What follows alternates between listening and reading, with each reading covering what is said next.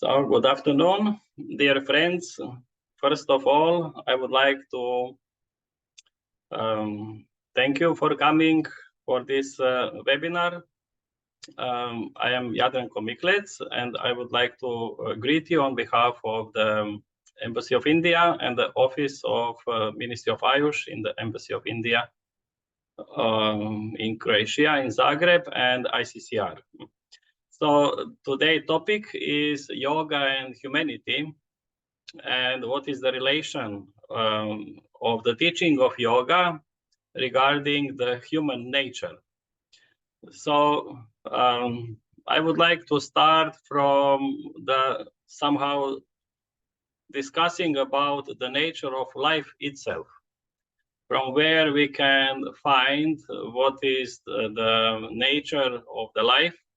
And from there, we find what is the nature of all the beings, which are consisting the life which we are aware.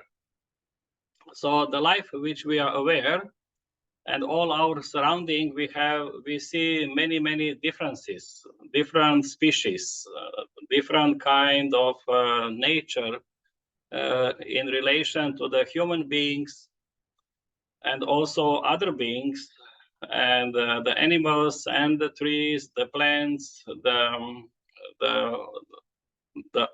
whole universe, the different planets, life of different planets, and the life of the whole universe. We see big differences, and each species has some specific nature of behavior,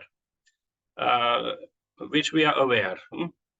And so what the modern science tells us, that the origin of all this manifested life, all this diversity which we are aware, is some level of life which is beyond,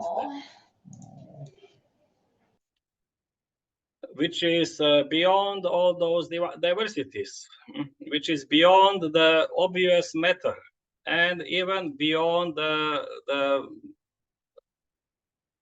forces of nature which we are aware, either we as human beings and also even the scientists with their most modern equipment, researching what is the nature of this matter which we are perceiving around us, even our own body,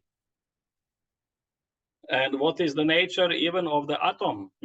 And as was thinking before that it is some real fixed matter, but finally they found that it is all fluctuations in one unified field, which is beyond the qualification of the matter as we know it today and as we are experiencing.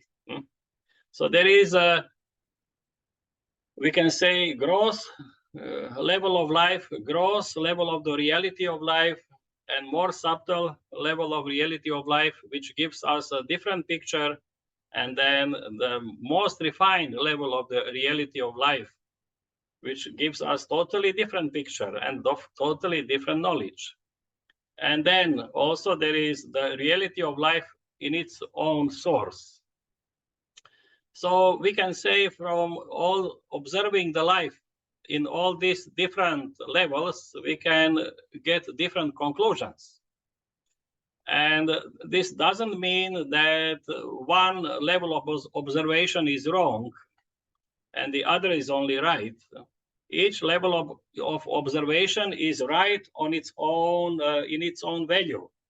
Like, for example, if you see the sun moving from the east and setting to the west, then we have experience, very realistic, that the sun is moving from the east to the west around the planet Earth, because we are looking from the perspective of the planet Earth, and then it looks that the sun is moving around the Earth.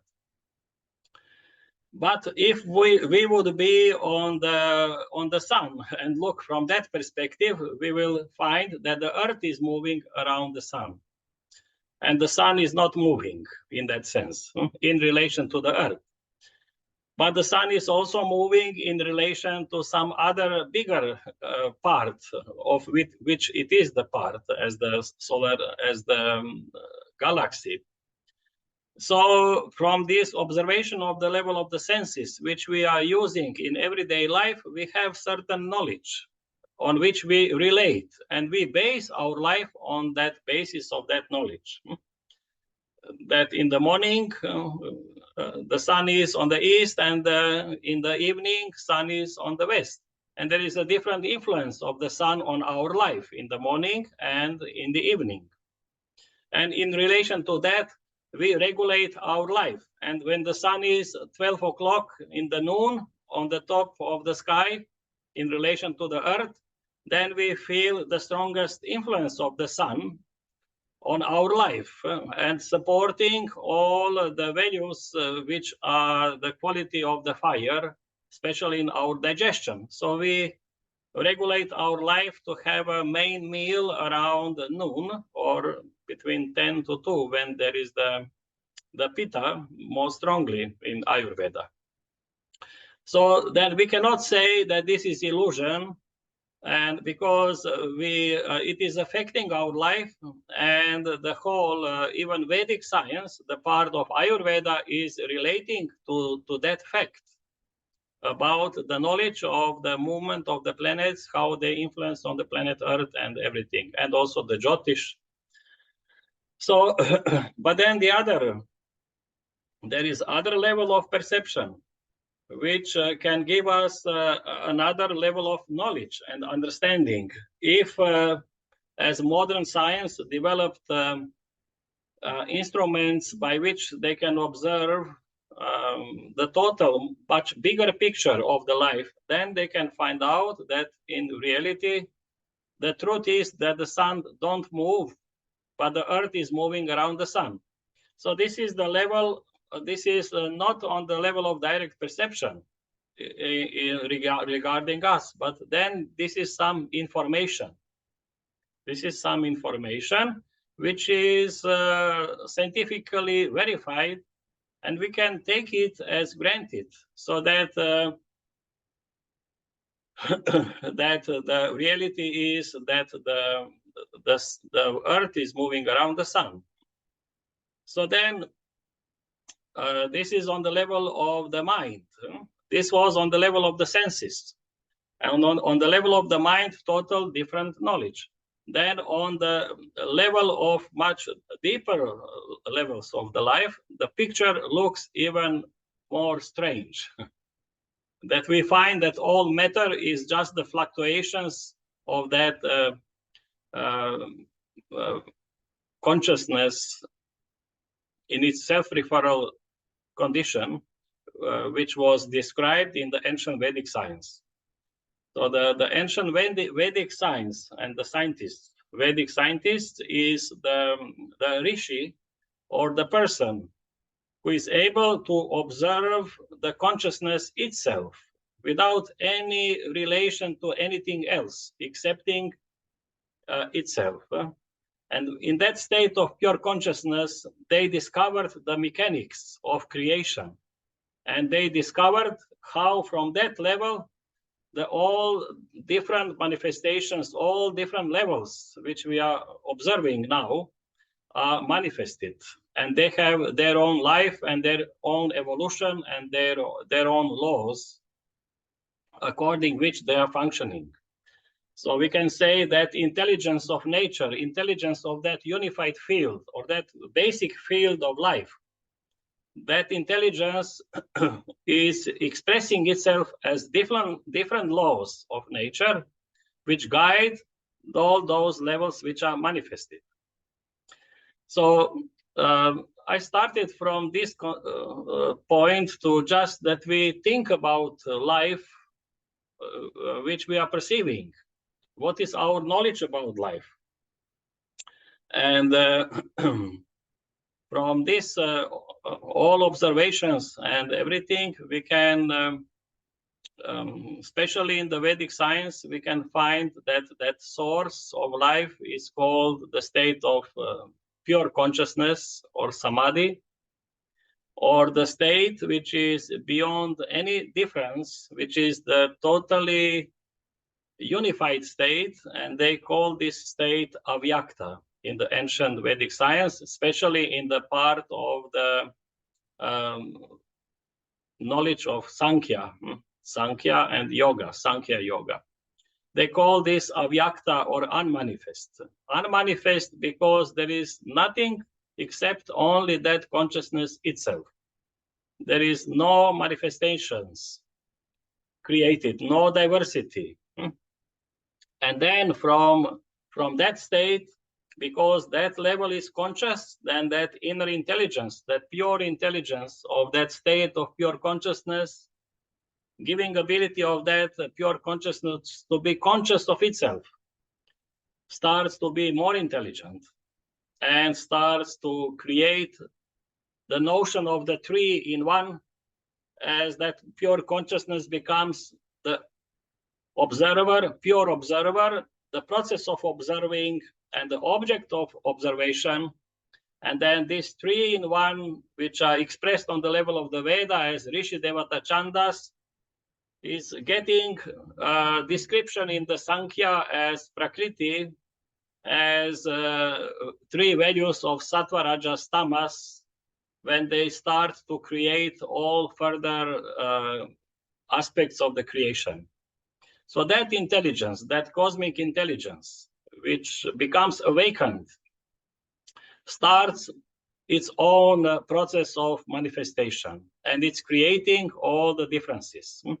So then that Prakriti becomes Vikriti and creating all different values as Buddhi, Asmita, and all the manas and Jnanindriyas, Karmindriyas, and Tanmatras, Mahabhutas, all the 24 values of the Prakriti which are manifested and which are responsible for everything what we see, what we hear, what we are, the life itself, the manifested value of the life.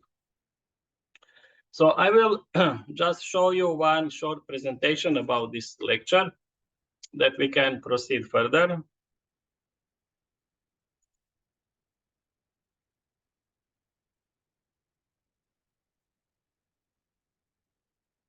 So here you can see. We can see. Yes, very good. Yes, you can.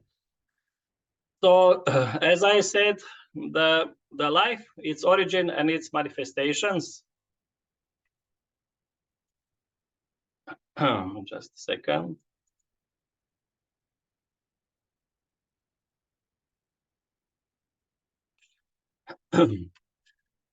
So the Vedic science and Sankhya yoga speaks about this state of avyakta and vyakta. Avyakta as unmanifest, which is the final level of the truth about life itself. That the life is in its pure state, in the state of complete singularity. And to cognize that value, you must become that value, because nothing from relative field of life cannot cognize the absolute.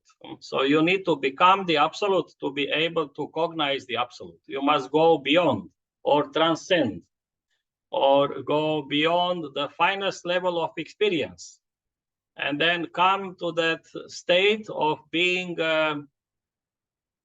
experiencer itself, but without division of being a experiencer who is experiencing yourself. So it is when you come to that level in the practice of yoga to Asmita Samadhi, then you are experiencing yourself as you know yourself. As for example, I am seeing, I am hearing, I am touching, I know this, I know that, I have these thoughts, I have those feelings, I, all those I, when in the process of the practice of yoga or meditation, that activity stops. all those activities in your consciousness stops. Then only I remain. But then this is that asmita I. And then that I is conscious of itself. And you know that you are that. And but still there is some greater beyond, which starts to open in its true reality. Your true I comes forward. And then this I, which you previously were related to the experiences, are dropped. And then only that I remain without being separated in any way from cognition. It is the state of being, just that I is the state of self, self-being. And this is that state of avyakta.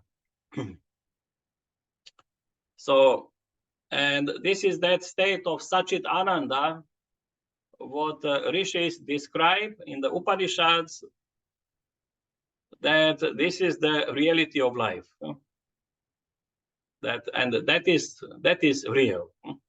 When you come to that level of that experience, then you come to the very source of life. And the Sachit Ananda means eternal consciousness of bliss consciousness. And this is what Maharishi Mahesh Yogi used to repeat many, many times, that the nature of life is bliss. And this is the only truth. And this is reality. This is real. And what is unreal is asat. That asat, which is caused by asmita, and asmita comes from avidya or ignorance, because the Patanjali describes what is the asmita in the sutra, in the second chapter, sutra number 6. And he says that what is the ignorance is that when the drg or drishti or the seer, the drg and the darshana is the process of the seeing. So the seer and the process of the seeing. And there is the shakti, drg shakti and the darshana shakti. So there is a power. There is a power which gives ability of the seer to be awake and to be able to see, to experience, to be the witness. And there is a darshana, there is a shakti, which is giving ability to the process of the seeing, that activity to happen. So when these two powers become identified, the power of the seer and the power of the seeing, when they become identified, ekatmata,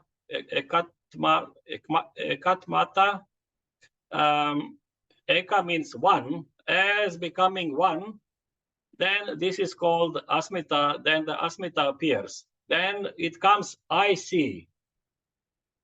Otherwise, there is a seeing, there is a shakti giving you ability to see. There is a seeing. And there is the seer. These are two different things. And but when this become one, then it comes to I see. So then from that ignorance of these two becoming separate comes asmita, or that identification of me with the process of the seeing. I am seeing. And then that asmita is, because of that, called as klesha also. And the ignorance that these two are separate by their nature. They are separate. And the seer is a pure witness, silent, never active, never involved in any activity. It's just silent witness, the purusha value. Is separated from its from the prakriti, But that value of the buddhi, which creates that awareness, ability of perceiving, of seeing, when that intelligence becomes awake and gives ability of that pure consciousness to witness and to see, that buddhi, or on the cosmic level they call it mahat, on the individual level it's called buddhi. So when that buddhi is there, created within the prakriti, that intelligence which gives ability of seeing, then the purusha become identified with that buddhi, with the process of seeing, and then this creates I see. The I is created, or asmita. So that asmita in Patanjali Yoga Sutras is related as obstacle because it comes from the ignorance. But in the Sankhya, it's called ahamkara. In the Sankhya, it's called ahamkara. So it is buddhi and then ahamkara and then manas, the process of the manifestation from the prakriti. So that buddhi creates the ahamkara, which is the natural I, also I sense. But the I is there, but also the purusha is there. So then the I, my individual life and my cosmic status are not damaging each other. So this is that experience of I is not overshadowing the experience of my cosmic status of my being. Then ahamkara is the natural, we can say that I sense, I feeling. But when that I is overshadowing, bringing ignorance through that to our true I, true identity, then it becomes asmita, or the klesha, obstacle for our life, for self-realization, and leading to the suffering. Because then after asmita, all the raga, dvesha, abhinivesha, all other kleshas are born, and this is leading life into the state of suffering. And that's why the suffering is unreal. The bliss is the reality of life, and the suffering is belonging to something what is unreal, because the asmita is unreal in that sense. What is real is that the seer, and then ahamkara as as a consequence for having individual structure and individual life. But Sankhya is not speaking about the difficulties which happens in that sense. It is giving just the clear picture of how the prakriti unfolds itself in its these instruments, how they are created for the sake of the purusha, for the evolution of the purusha, for his experiences. So this is something what is related to the Vedic science and to this yogic science and Sankhya and yoga, which is important to understand from where the problems comes. And this is the very important sutra, Drik Darshana Shaktyor Ekatmata Eva Asmita. And then when through the practice of yoga, you realize that you as a witness is able to be separated and standing untouched by the process of the seeing, and the process of the seeing is there. The process of the seeing is there, but you are not adding to that process of the seeing, I am seeing. But just you are there, and the process of the seeing is there, then it is giving you enormous power of the seeing. then that Shakti of Darshana Shakti becomes enormous, which can give you ability to see even the heavenly levels. So this is the the value that you reach by practice of yoga, the state of being able to see without seeing and to hear without hearing. I need to change here a little later in the so seeing without seeing, okay, or hearing without hearing. So this is that state where that Dark Shakti and Darshana Shakti become separated in a natural way on that level of life, which is called Ritambhara Prajna. And if you are able to be conscious on that level, then the nature of that level is that, giving you that ability. And then the power of whatever you see, it's enormous, or whatever you hear, the function of your senses are on the highest level of the function.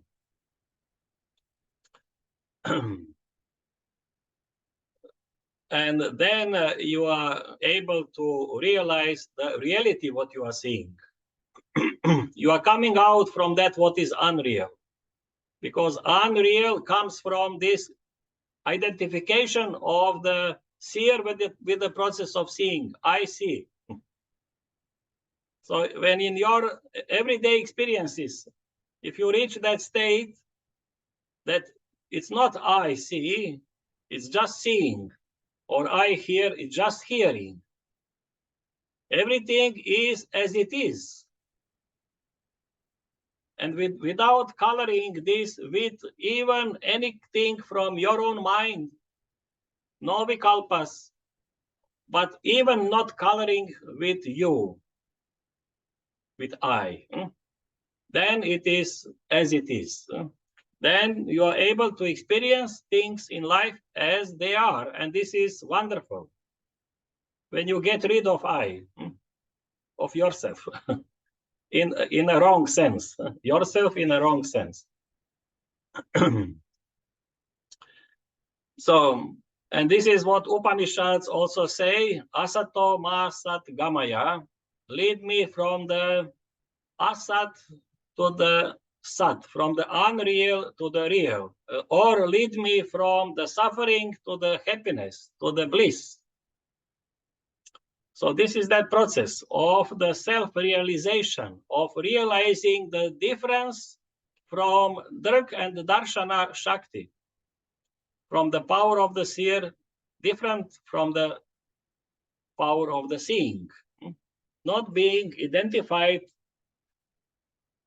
with anything what you are experiencing, whether this is experiences through your senses or through your mind, different thoughts or the feelings or anything. Then you can know the true value of all those things.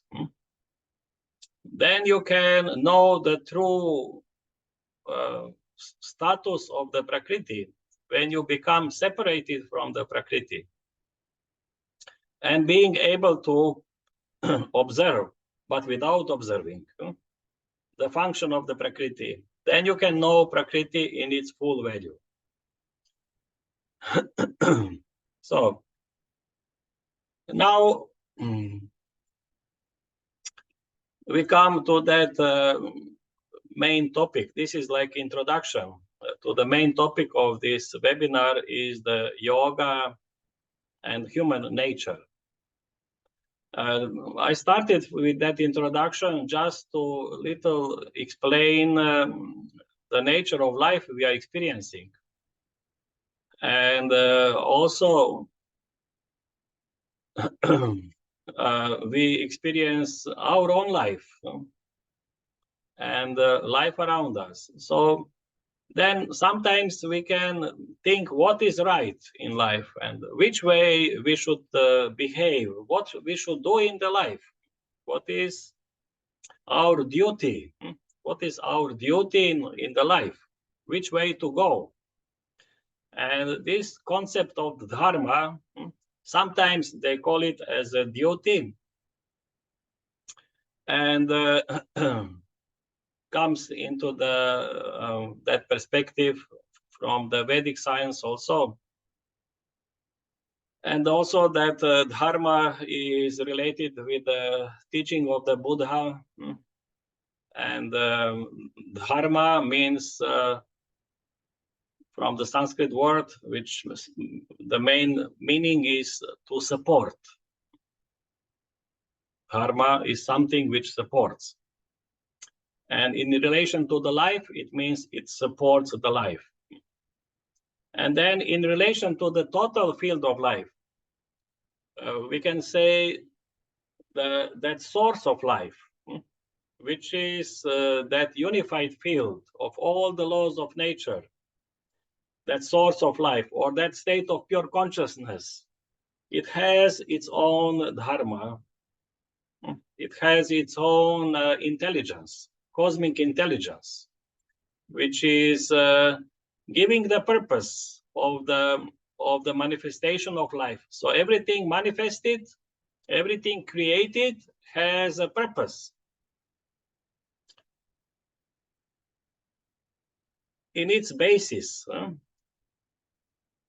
So what is the inherent purpose, inherent dharma, we can say, in everything what is created as differences in the whole universe, is to come back to its own source, to become consciously united with its own source. So everything what is creating from its source has its inherent, we can say, inherent purpose on a deep, very deep, even subconscious, most deep, unconscious, subconscious level.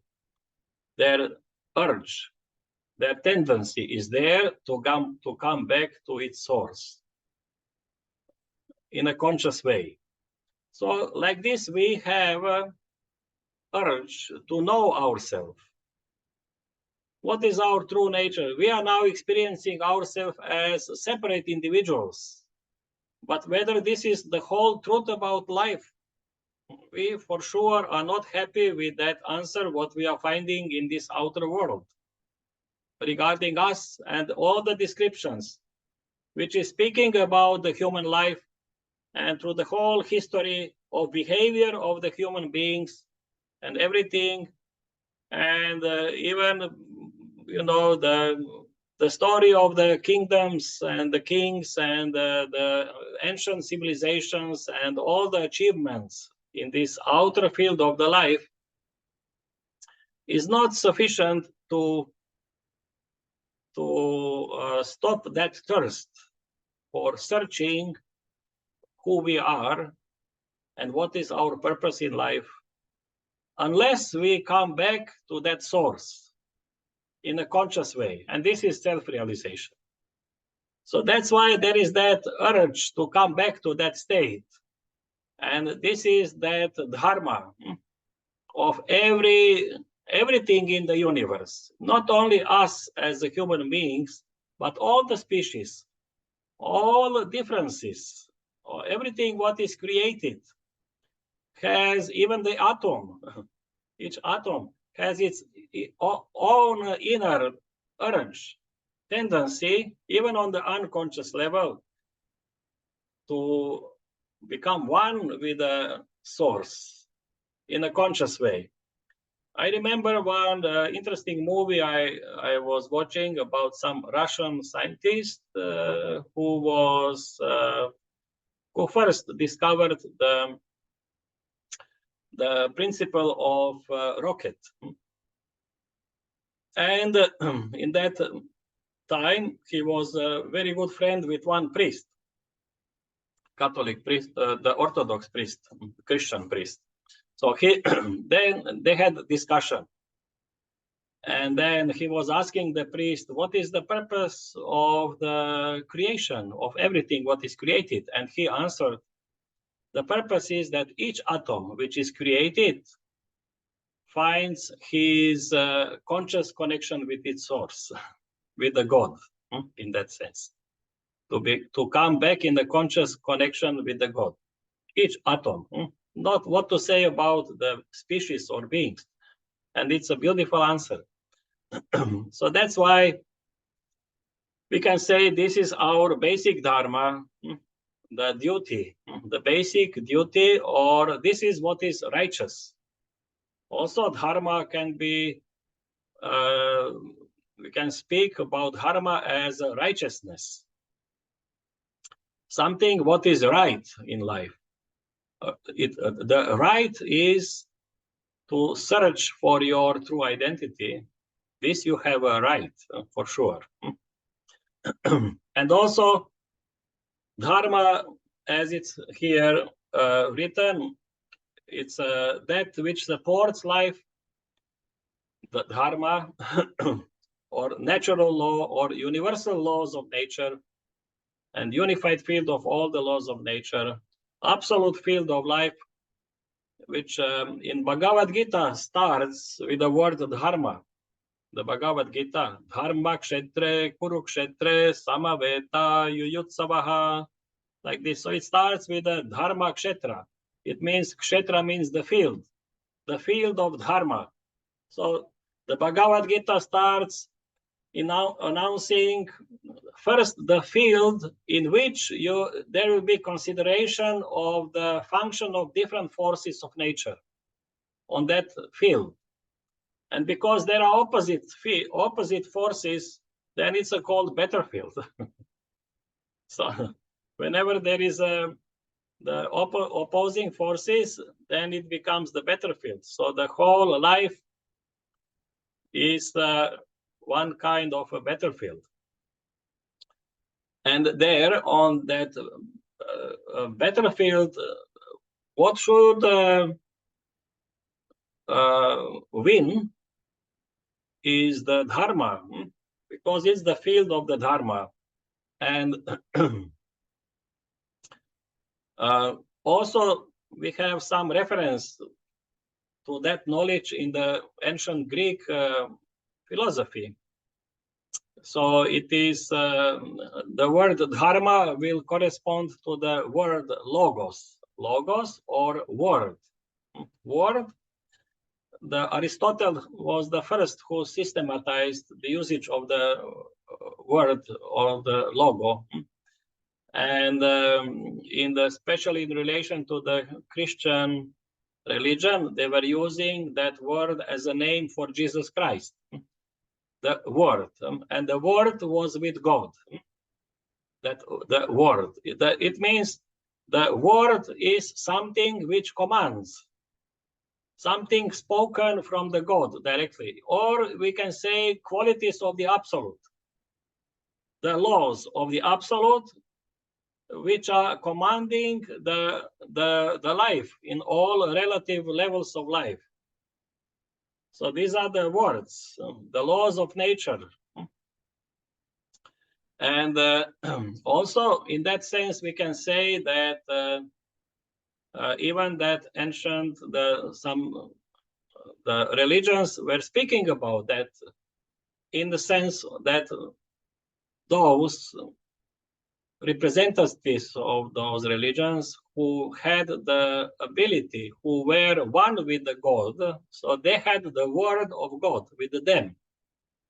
They had the word of God with them, or we can say they had dharma. They were embodiment of the dharma. And whatever they were speaking, it was dharmic. And they were teaching people how to live in accordance with the dharma. So whether this was in the case of Jesus Christ or Muhammad or Buddha or Krishna or others which were in the human form on the planet Earth, and teaching the people about the dharmic way of life, how to live the dharma.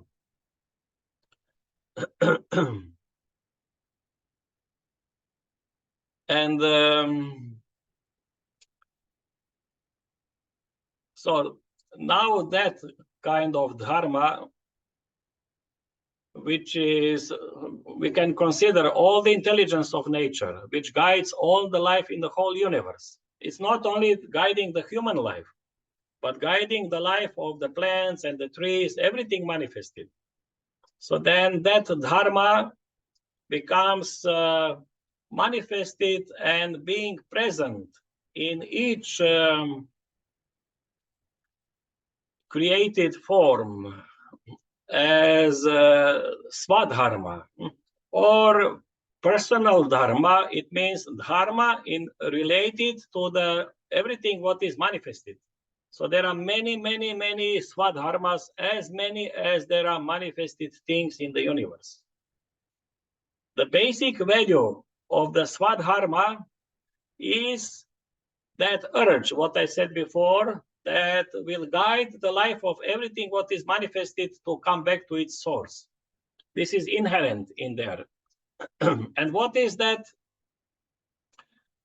It is expressed in the value of the force of evolution, of growing, to the ability to get self-realization. So this is that swadharma, which is common for all what is created. But then specifically each species has its own dharma, swadharma.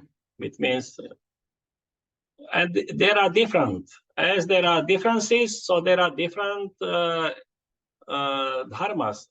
That's why the dharma of the human beings is different than the dharmas of the animals or the dharmas of some other species. There is a difference. So, and this is guiding life.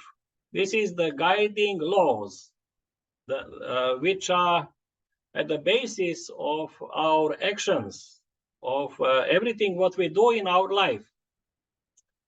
That's why we need to know the human values. What is the swadharma of the human beings?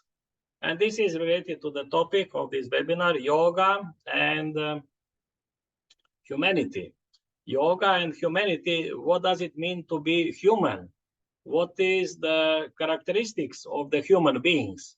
And what is that, what is different from the human beings, from the other species, from the animals or the other species? What are those characteristics? So those, so each manifestation has its own dharma or swadharma, its own inherent nature by which it supports life. So, for example, even the different values of the prakriti has its own dharmas, as like the 5 mahabhutas, the 5 elements. Each element has its own dharma or nature. We can say also dharma about inherent nature. Like the fire, the dharma of the fire is to give heat, is to burn, to give heat. This is the dharma of the fire. The dharma of the earth is to support, to be stable, to give stable support for the life, and giving heat to the life, and giving the water, giving moisture to the life, and the dharma of the wind, the dharma of the air, of the space, dharma of this, dharma of that, dharma of the trees.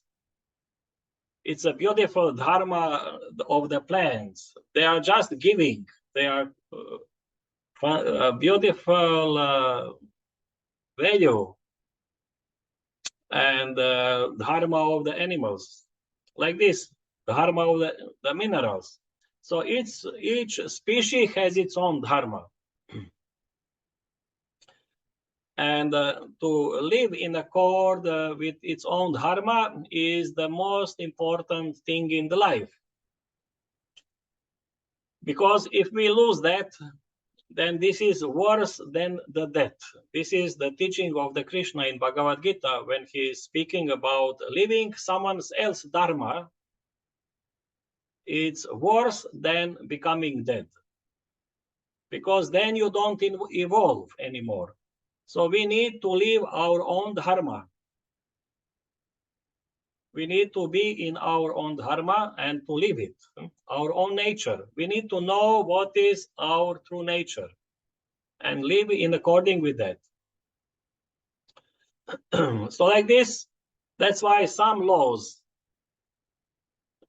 related to the life of the animals and related to the life of the humans, as we call them laws of nature, because they are laws of nature.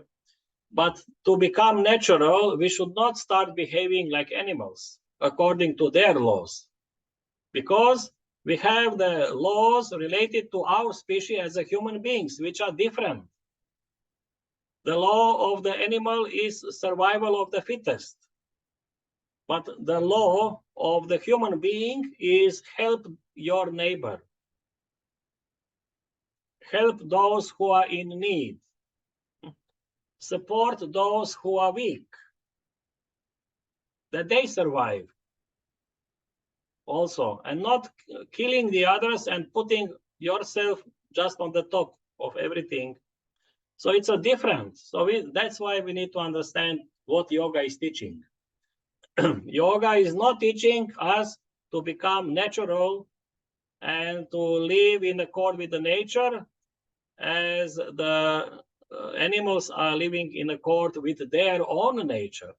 This is their own nature, as other species have their own nature, but we need to understand what is the human nature. And before we come to the human nature, one important thing is that if dharma becomes adharma, it brings suffering to life also. So even all those different dharmas, they have their total unified purpose supporting each other. And then there is a balance in the life of the whole universe. There is a balance. The dharma of different animals, of different species, the dharma of the fire, the dharma of the ice, of the water, of this. If they lose their own dharma, if the fire is not anymore burning and giving heat and everything, then it brings suffering. Then there is this balance. So the aim of life is that each species should live its own dharma. You don't try to that something becomes something else. Allow everything to live their own dharma and to be in their own dharma. Then the balance and the mutual, that cosmic dharma, which is regulating all those individual dharmas, will have free hands to make a balanced condition of the life on the planet Earth and in the cosmic life. So, so you don't try to train the cow to become the horse, or opposite, or something else. So what is our concern? We need to see what is the concern of our life and the human beings. So for the humans, the Swadharma should be Sanatana Dharma, as it is expressed in the teaching of the Yoga Sutras of Maharishi Patanjali. He speaks about Sanatana Dharma as qualities of Yama. This Ahimsa, Satya, Asteya, Parigraha, Brahmacharya, this all you all very well know. So this is that dharma, or Sanatana means eternal. So it is regardless the time, regardless the place, regardless of the status of a person, whether poor or rich, whether born millions, 1,000 years back, or 100 years back, or yesterday, or it will be born tomorrow. So whether it is born in Europe or China, India, Africa, America, or anywhere, regardless of anything, it is the we can say, the eternal values which we need to cherish in our life.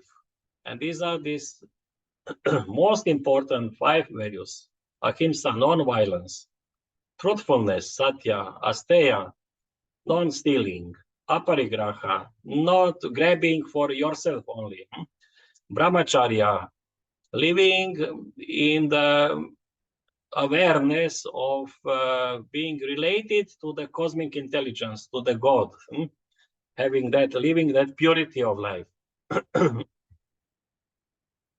So this, in our language, we can say this is the basis of the human moral and the ethics, these qualities.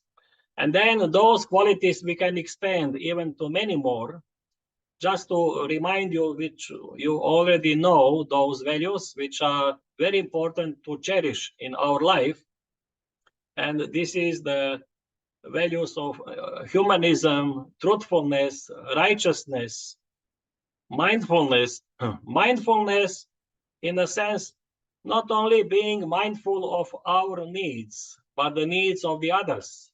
This means the mindfulness, that you are very conscious about the needs of the others and act according to that. This is the mindfulness. It's not relating just to me. Now I am conscious of this, what I am doing, and I am doing and not doing at the same time, or dealing only with you. This is egoistic approach to mindfulness. The true mindfulness is you are conscious of the need of the others and help the others.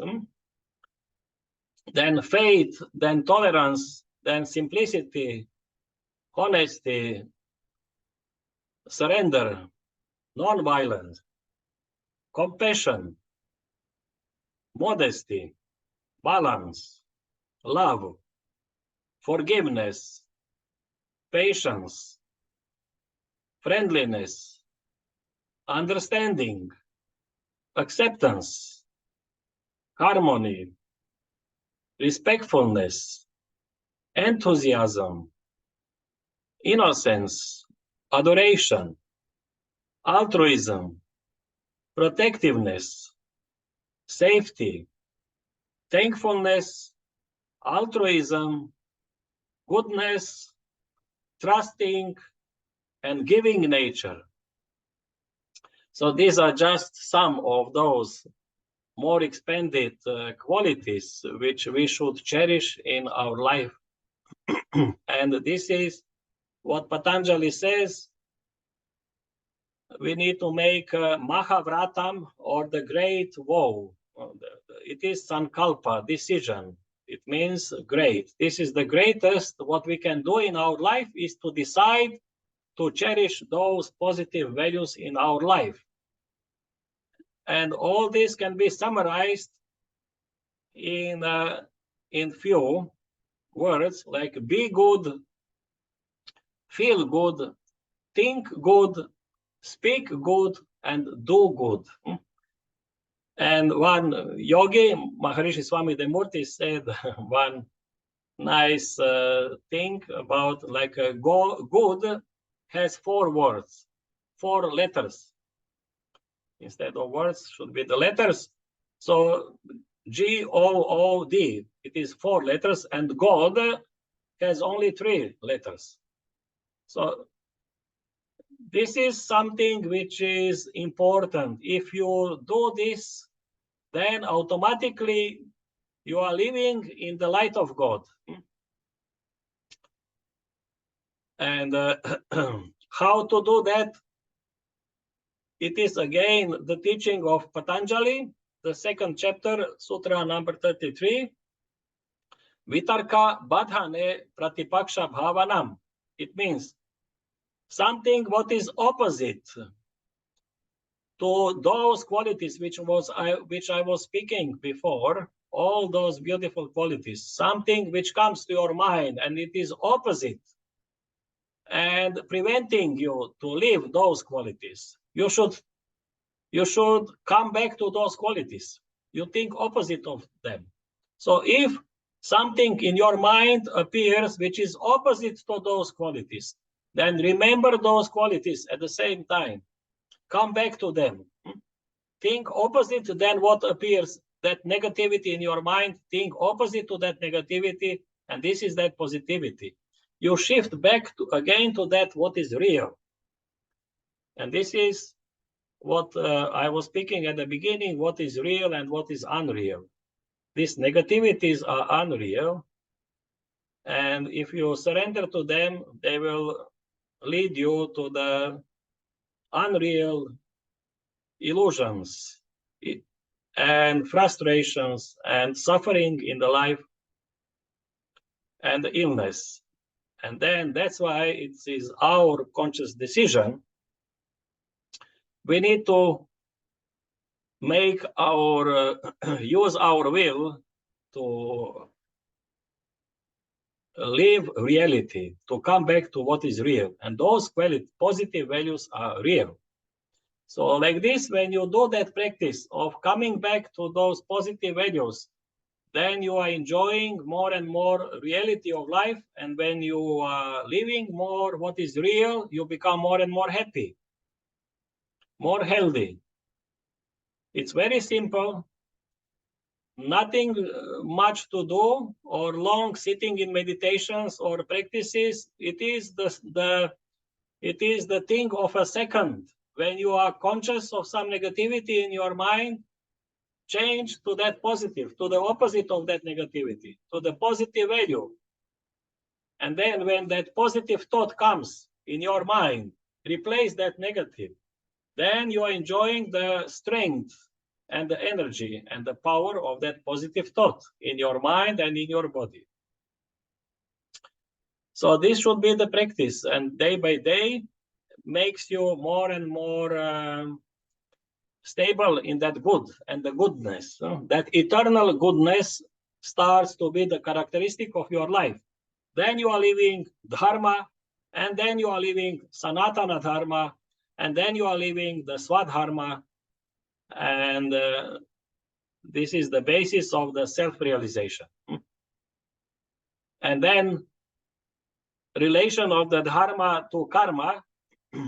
So it's very simple relation. Karma means the action. You always act from the level of your consciousness. What is the state of your consciousness? This would be the quality of your action. So whether your consciousness is dharmic or adharmic, if your consciousness is dharmic, full of these positive values, then your actions will be positive, and your karma will be good, and life will be ananda or bliss, happiness and health. And if your consciousness is adharmic, it means you have thoughts, you have ideas to do something what is not supporting life, no, what is destroying the life and bringing unhappiness to other creatures and the beings and everything, then you cannot expect health and happiness for yourself. Then it will be according to that, the karma will be bad and life will be suffering. So, and for the end, the practicing 8 limbs of yoga, this yama, niyama, asana, pranayama, pratyahara, dharana, dhyan, and reaching samadhi, is the way to become established in sanatana dharma, and especially the niyamas, the practice of the niyamas, the purification, and all those 5 niyamas are important, that the yamas can be stabilized, those values in our consciousness. And then you become a yogi and you become a humanist. That this is the same. That's why I gave the title, Yogi is Humanist. So there is no difference. The behavior of a yogi is humanistic. And the human life should be characterized by humanism. And then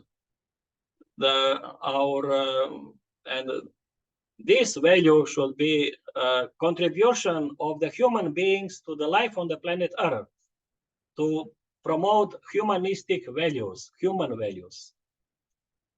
And then that kind of humanism in the health in the medicine, in the economy, in the science, in the social life, everywhere. So everything should be permeated by those values of the Dharma, of the Sanatana Dharma. Then the life on earth can be real life and real bliss, and not the suffering. So this is the viewpoint of the yoga about the human nature and what is our duty, what is our dharma, and how we can contribute life to be beautiful like this lotus, and how that we can become the lotus coming out from the mud and shining in its full beauty with all the colors. So this is the presentation of that topic. If I would like to ask you if you have any questions, we have some time for questions. We can.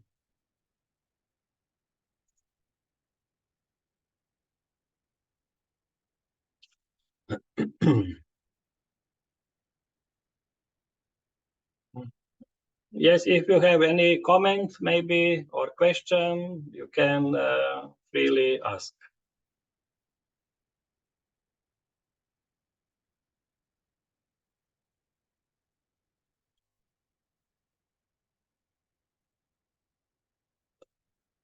And yoga is always that we start from us, from our own life, reconsider everything and try to work with yourself, because this is something very personal. Yoga is a very personal thing, especially those values. This is something we make choice in our life, in ourselves. We don't need to tell this to anybody. It is our inner decision. And normally that we then get inspired to proceed that way when we feel what is the feeling, what we have. If we do that way, we feel better, we feel more happy, we feel free. If you choose that way, for example, asteya, non-stealing, if you think about stealing and whatever, these qualities are on different levels, on the mental level, on the speaking level, on the physical level, on the thinking level.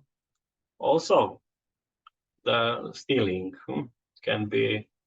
And if you think to take something from someone from any level, then you need to have 100 other thoughts about worrying what can happen this way, that way, or anything. But if you don't have that at all, then you have no thoughts. It's very free. Your mind becomes very clear, very free. No obsessive thoughts, no all kind of worries or anything. Just coming back to that simplicity, to the simple positive values, which are universal. So this is the teaching of yoga, which goes beyond the teaching of any specific religions. It's a common for all religions, but in its essence, it is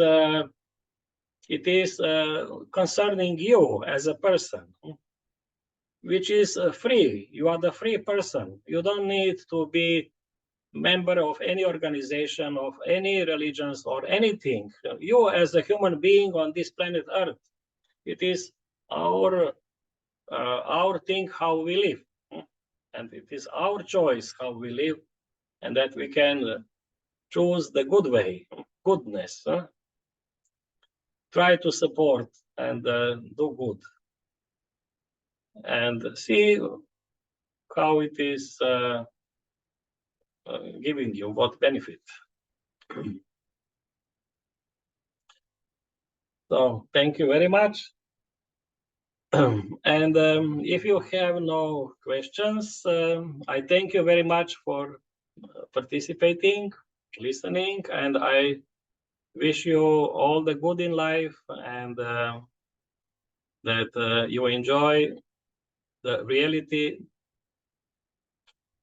as you are already, and but more coming back to that what is true, and try to experience that value of being able to see without seeing or hear without hearing, and then gives much greater joy. So thank you very much. All the best to you. Bye.